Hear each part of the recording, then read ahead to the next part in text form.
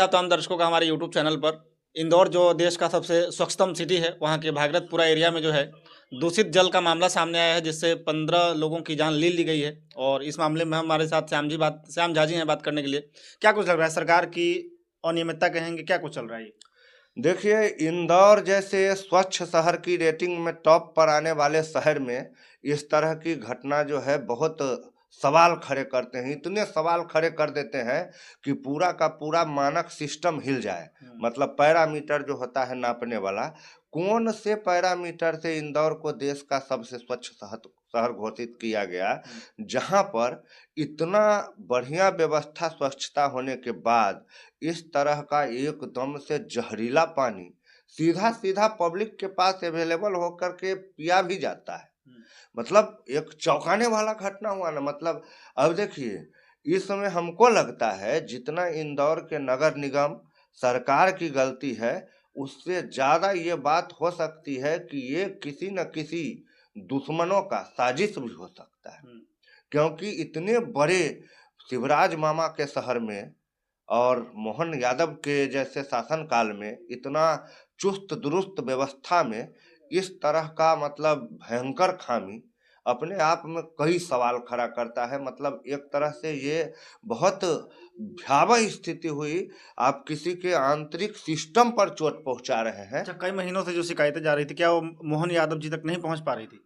अगर किसी की वो साजिश होगी तो? कई महीनों तक जो शिकायतें जा रही थी मोहन यादव तक, या तो नहीं पहुंच पा रही होगी, या फिर वो शिकायत उस स्तर का नहीं होगा जहां से सुनवाई चालू होता है।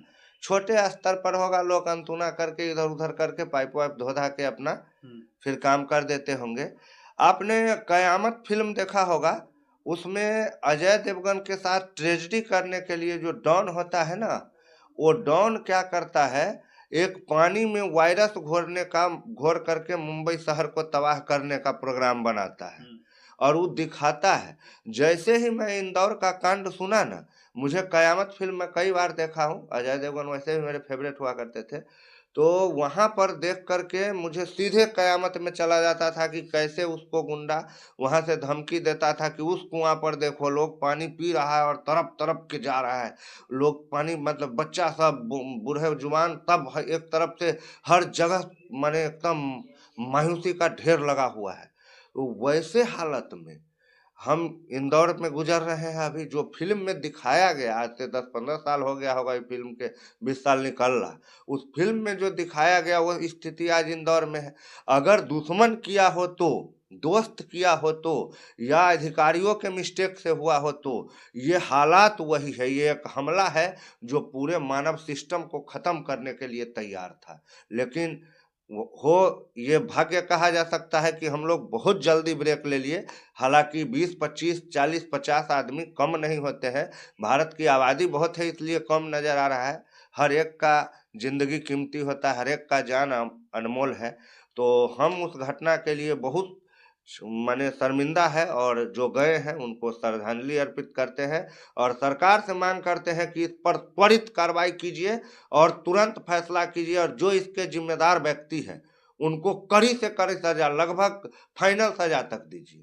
अच्छा, इस मामले के बाद जैसे आप कार्रवाई की बात कर रहे हैं, कुछ खानापूर्ति की गई है, कुछ अधिकारियों को इधर-उधर किया गया है, एक किस्म का सेवा भी समाप्त कर दी गई है। हाँ। लेकिन खबर ये भी है कि जिसको इधर-उधर किया गया, उसको कहीं और पर भी पदस्थापित किया गया है। ये कैसी?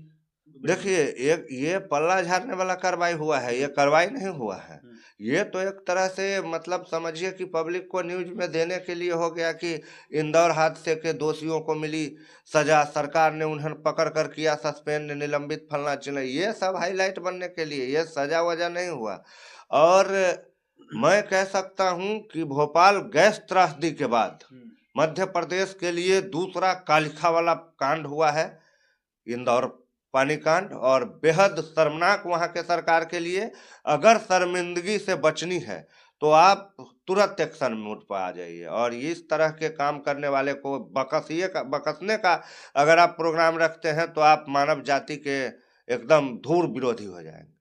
अच्छा, इसी मसले पर सवाल पूछा गया। वहाँ के एक बहुत बड़े मंत्री हैं कैलाश विजयवर्गीय, नाम सुना होगा आपने। उनसे जब सवाल पूछा जाता है कि व्यवस्थाएं दुरुस्त करने के लिए कई महीनों से शिकायत की जा रही, तो वो कहते हैं कि फोकट का सवाल मत पूछो, 1 घंटा तुम सवाल पूछ रहे हो। क्या कहेंगे? वहाँ पत्रकार ने लेकिन साहस दिखाया है, काफ़ी बढ़-चढ़ के सवाल किया। देखिए, आज से बात नहीं है, कई वर्षों से ये बात उठता आया है कि कैलाश विजयवर्गीय बैट से उसको मारा, उसका बेटा किसी-किसी के साथ झगड़ा करता है। वो जो बीजेपी में उसको पावर मिल गया ना, तो वो अपने आप को वहाँ पर बहुत बड़ा डॉन समझता है और वो ऐसे ही बात करता है, आज वाली बात नहीं है और सरकार उस पे कोई कार्रवाई नहीं करती और पब्लिक हर बार उसको वोट देकर जिताती है या वो ईवीएम हैक करके जीतता है, भगवान जाने जीतता आ रहा है। और उसका स्वभाव और नेचर कभी भी बढ़िया नहीं रहा है। हालाँकि कैलाश विजयवर्गीय की इतिहास हमें नहीं मालूम है, लेकिन वो कोई राष्ट्रीय लेवल का अच्छा काम करते थे पहले।